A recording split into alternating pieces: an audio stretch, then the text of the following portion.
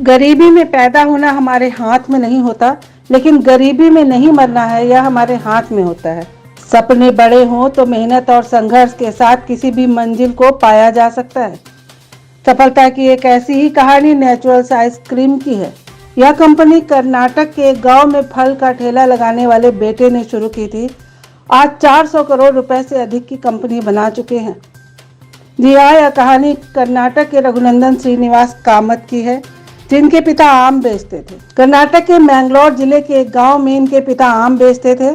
पिता को सही फल चुनते हुए उसे लंबे समय तक सुरक्षित रखने का प्रयत्न करते देखते थे।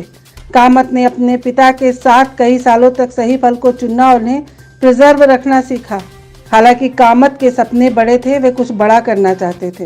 बिजनेस करने का सोचकर कामत मुंबई आ गए और जुहू में अपना पहला स्टोर खोला।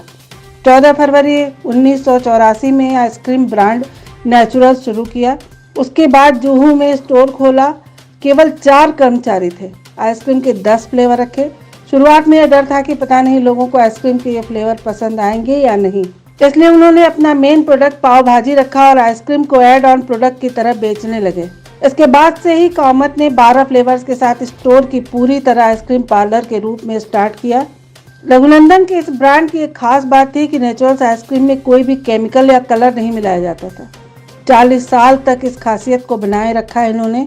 इससे उनके कारोबार में तेजी से ग्रोथ हुई। अब नेचुरल्स देश के टॉप 10 ब्रांड में शामिल है। जुहू में उन्होंने 200 वर्ग फीट में अपना पहला स्टोर खोला। शुरुआती साल में उन्हें 5 लाख रुपए का टर्नओवर मिला था। वित्त वर्ष 2020 में नेचुरल आइसक्रीम का टर्नओवर 300 करोड़ के पास पहुंच गया और 2022 में 400 करोड़ का हो गया। कामत कहते हैं कि माँ से स्वाद बढ़ाने का गुर सीखा है।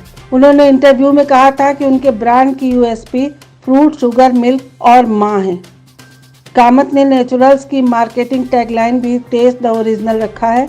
नेचुरल्स के पार्लर पर अब सिर्फ आइसक्रीम ही नहीं बल्कि हलवा, लड्डू जैसी मिठाइयाँ भी मिलती हैं। वे नेचुरल चीज़ों से ही अपने सारे प्रोडक्ट बनाते हैं।